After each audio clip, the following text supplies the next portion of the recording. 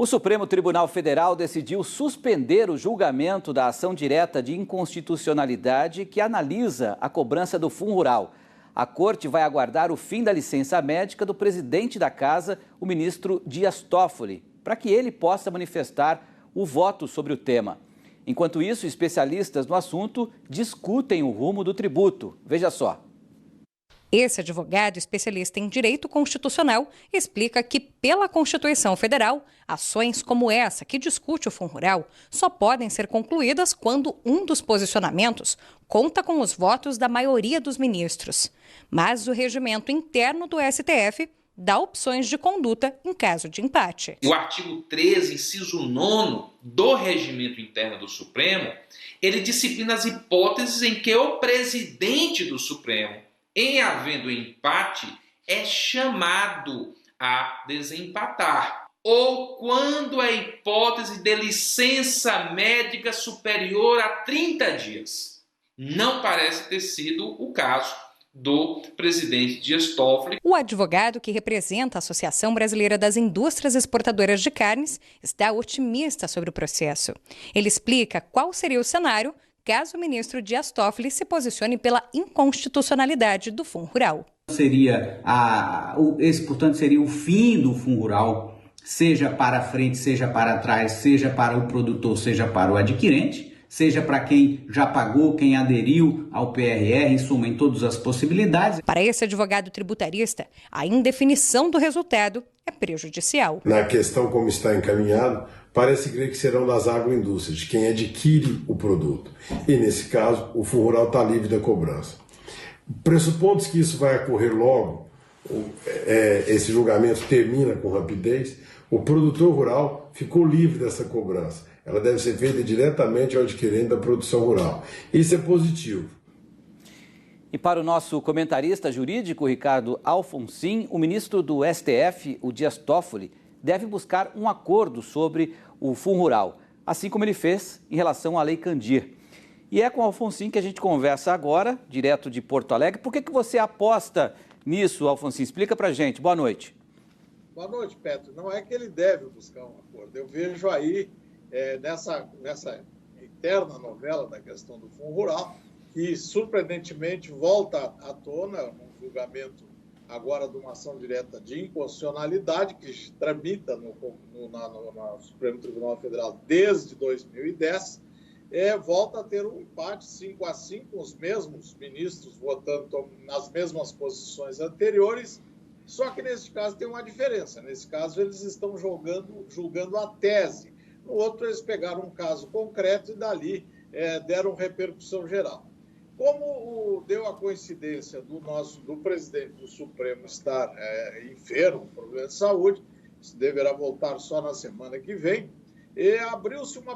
houve uma lembrança de uma possibilidade, já que esse impasse se arrasta há tanto tempo, tivemos a declaração de inconstitucionalidade, primeiramente, que levou a esse grande universo de produtores a apostarem na justiça e, a partir disso, entraram com ações, já que o Supremo tinha dito que era inconstitucional, e aí, surpreendentemente, anos depois, o Supremo vem e diz que é constitucional por 6-5.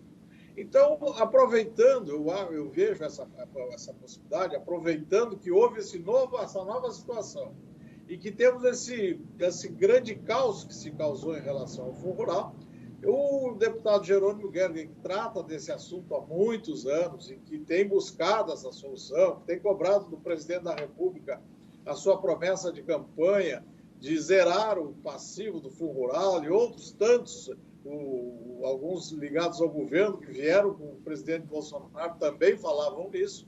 O deputado Jerônimo é exemplo do que aconteceu com a Lei Candir, lembrou e está buscando junto ao gabinete do presidente do Supremo que ele, quem sabe então, diante desta situação de segurança jurídica que foi criada em relação a esse tributo, que ele então capitaneasse, assim como aconteceu na Lei Candir, que o ministro Gilmar Mendes capitaneou um acordo nacional, uma lei, um processo também que se arrastava há anos entre estados e União Federal, utilizasse do mesmo processo e tentasse, então, vamos tentar, quem sabe, por aí uma composição o Supremo mediando esse grande conflito e buscar entre União, produtores e o próprio Supremo uma situação que sirva a todo mundo e que termine com esse grande impasse que, de certa forma, foi criado pelo próprio Supremo. Então, com isto, eu vi assim, achei bem interessante essa possibilidade, se o ministro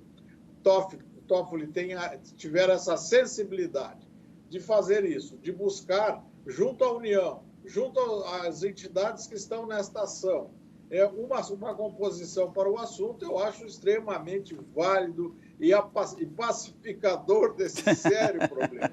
Né? Então, eu creio assim, que parece que amanhã pela manhã haverá uma reunião do deputado com o gabinete do ministro para tentar começar a articular esse assunto. Eu sei que a União, veja só, a União tem sérios problemas de dar uma solução a isso, porque teria que fazer uma anistia. Então, e vai ser muito difícil. Agora, se houver uma composição mediada pelo Supremo Tribunal Federal, eu já sei até que o Ministério da Economia está muito satisfeito com essa possibilidade, que aí também lhe tiraria a responsabilidade de ele fazer uma coisa que pudesse vir a ser também questionada. Então, Petro, vamos ver nessa grande novela o que será esse próximo capítulo, que eu achei interessante. É verdade. Que como não é só essa questão da Lei Candir, nós tivemos outros casos aí, agora recentemente, que foram intermediados pelo Supremo e que terminaram num acordo. Quem sabe vai acontecer isso agora. É verdade. E num placar de 5-5, tomara que encontrem um acordo. Boa noite para você, obrigado pela participação. Boa noite, Pedro. Boa noite a todos. Valeu.